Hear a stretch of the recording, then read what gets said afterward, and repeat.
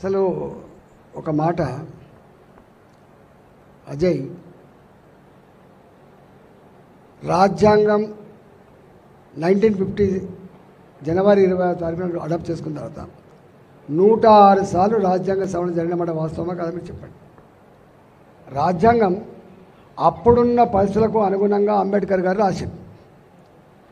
సమాజం మారుతున్న క్రమంలో ప్రోగ్రెసివ్ మేనర్లో ప్రభుత్వాలు నడవాలి కాబట్టి ఎప్పటికప్పుడు పాతదాన్ని సమీక్షించుకుంటూ కొత్తదానికి మనం రూపకల్పన చేయాలి కాబట్టి 106 సార్లు రాజ్యాంగ సవరణ జరిగింది. ఈ రాజ్యాంగ సవరణలో ఎక్కువ భాగం పంచుకున్నటువంటి పార్టీ కాంగ్రెస్ పార్టీ. 50 ఏళ్ళు ఈ దేశంలో 5 దశాబ్దాలు పాలించిన పార్టీ కాంగ్రెస్ పార్టీ అయినప్పుడు రాజ్యాంగ సవరణలన్నీ కూడా వాళ్ళు చేసిండ్రు. కొన్ని సవరణలు బిల్లు చేసిండ్రు. రాజ్యాంగాన్ని మార్చగలిగేటువంటి సత్తా ఎవరికి లేదు. రాజ్యాంగం ప్రజల అభివృద్ధికి నిరోధకంగా మారినప్పుడు కానీ ఇప్పటి పరిస్థితులకు అనుగుణంగా లేనప్పుడు మరింత ప్రగతిశీలంగా ముందుకు పోవడానికి సవరణ చేసుకుంటే తప్ప రాజ్యాంగాన్ని మార్చగలిగే శక్తి ఎవరికి లేనటువంటి ఇంకిత జ్ఞానం కాంగ్రెస్ పార్టీకి ఉండాలి, గుర్తుపెట్టుకో. ఆ జ్ఞానం లేదు కాబట్టి మాట్లాడుతున్నాను.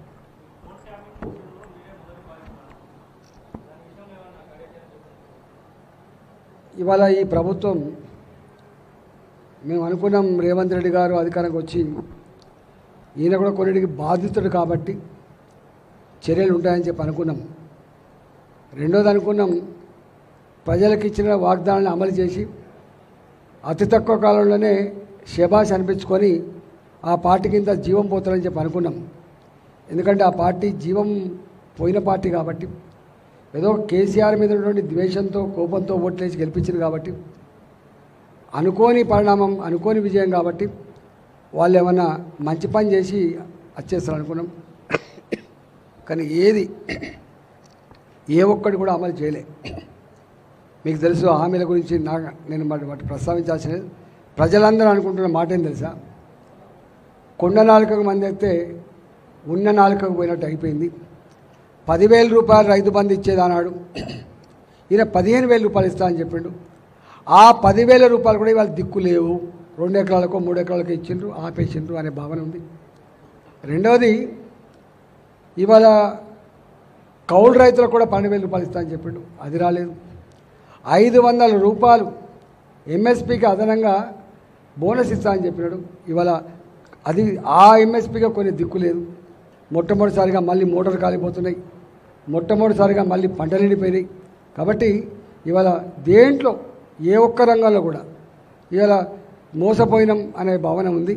అందుకని రేవంత్ రెడ్డి గారు మోసపోయినాం మేము, మోసగించండు రేవంత్ రెడ్డి అంటున్నారు. కాబట్టి ఇవాళ దీన్ని ఎట్లా చేసి డైవర్ట్ చేసి ఈ రిజర్వేషన్లు ఇష్యూ ఇంకో చిల్లర భాష మార్చి కొంచెం సెన్సేషనల్గా పేడ్ మీడియాలో రాయించుకొని కొంత చేసే ప్రయత్నం చేస్తున్నాడు.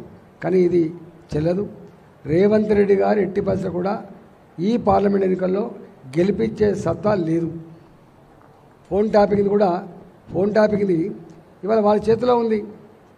ఇప్పుడు రెవెన్యూ డిపార్ట్మెంట్ వాళ్ళ చేతిలో ఉన్నది.